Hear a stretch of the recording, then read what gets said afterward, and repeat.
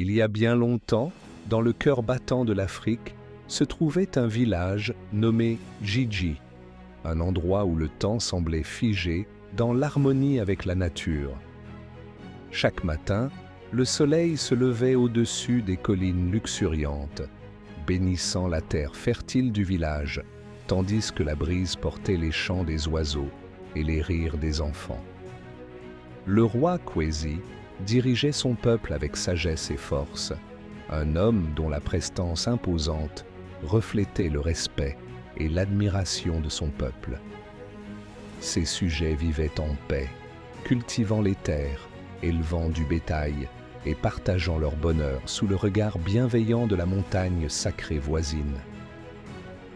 Cependant, une légende ancienne flottait dans l'air, une légende que seuls les anciens osaient encore évoquer à voix basse.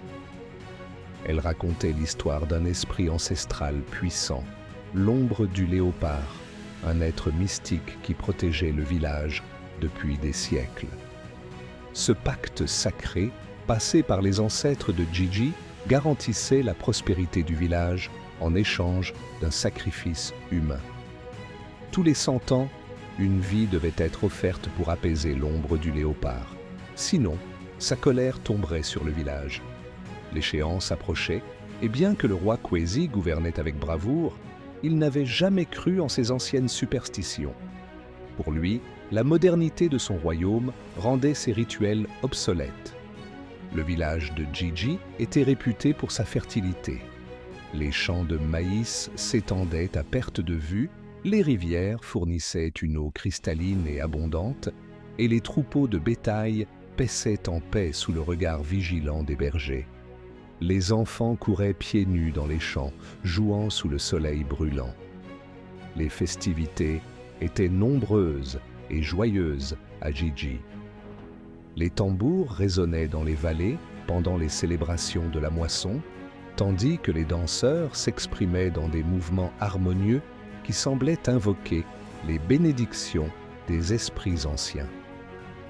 Mais derrière ce tableau idyllique se cachait une vérité inquiétante.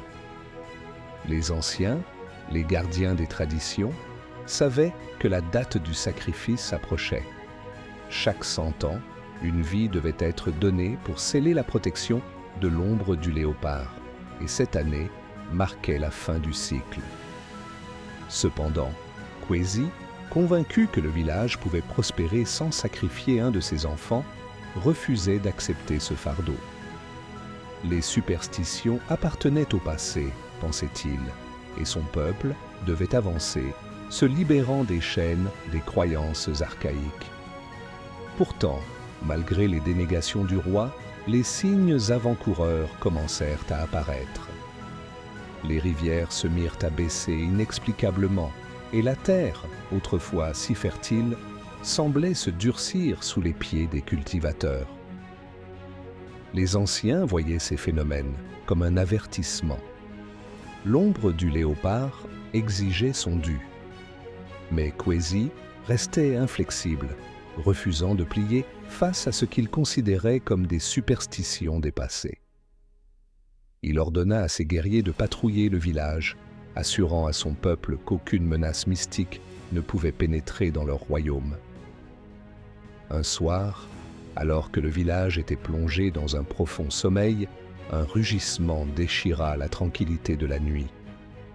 Les villageois se réveillèrent, le cœur battant, terrifiés par ce cri venu des ténèbres. Kwesi, endormi dans ses appartements royaux, fut lui aussi réveillé par ce bruit effrayant. En sortant de sa tente, il vit une silhouette massive et menaçante au loin, se découpant dans l'obscurité. L'ombre du léopard était apparue. « Le pacte a été rompu », gronda l'esprit. « Tu as 3 jours, Kwesi. Si le sacrifice n'est pas fait, ton peuple en paiera le prix. » Les villageois, entendant les murmures du roi, comprirent que leur pire cauchemar devenait réalité. La terreur s'empara d'eux et des rumeurs commencèrent à circuler sur qui serait choisi pour être sacrifié. Les anciens se réunirent en secret, persuadés que l'un d'entre eux devait être le sacrifice. Ils se souvenaient de l'histoire d'un grand ancêtre qui s'était offert volontairement pour apaiser l'ombre du léopard. Mais Kwezi, furieux, refusa catégoriquement. « Je ne sacrifierai personne », déclara-t-il avec fermeté. « Nous trouverons un autre moyen de sauver notre village. » Malgré son refus, la pression montait. Chaque jour qui passait rapprochait le village du destin funeste que l'ombre du léopard avait promis. Finalement, un ancien nommé Kamau s'approcha de Kwezi avec une solution. « Il existe une autre voie, dit-il. Un sacrifice, oui, mais pas de sang. L'ombre du léopard cherche un acte de véritable courage, un sacrifice de soi. » Kamau expliqua que Kwezi devait offrir son propre esprit en sacrifice, une offrande de son âme plutôt que de son corps ou celui d'un villageois.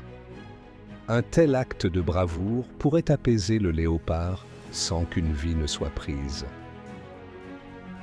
Alors qu'il marchait dans la forêt, chaque pas résonnait comme un écho de son propre cœur battant.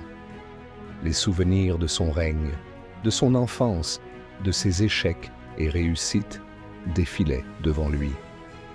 Était-ce vraiment là la fin de tout ce qu'il avait construit? Soudain, il entendit un bruissement dans les arbres. L'ombre du léopard émergea à nouveau, ses yeux flamboyants de sagesse ancienne et de pouvoir brut.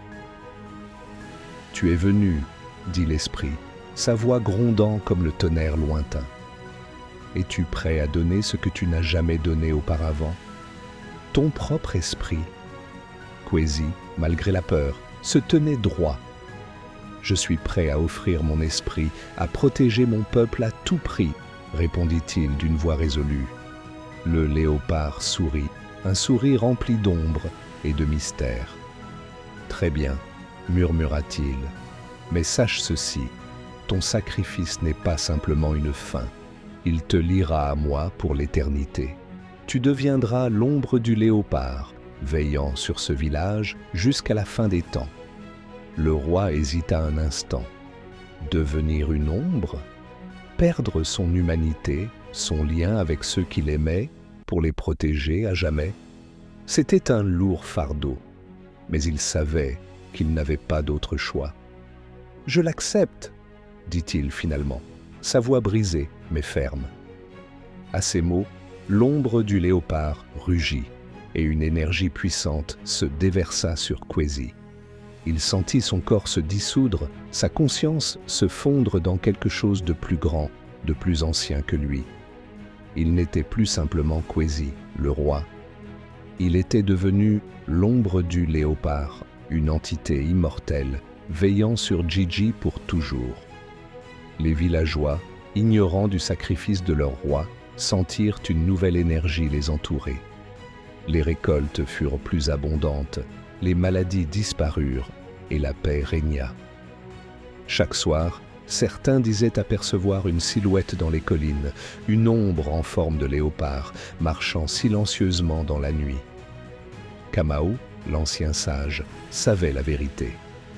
Il murmura à l'ombre dans la nuit. « Tu as bien fait, Kwezi. Tu as sauvé ton peuple, même si eux ne connaîtront jamais ton sacrifice. » Ainsi, le village de Gigi prospéra sous la protection de l'ombre du léopard, une légende vivante que peu connaissaient vraiment. Mais tous ressentaient sa présence, et les chants et histoires continuèrent de se transmettre de génération en génération.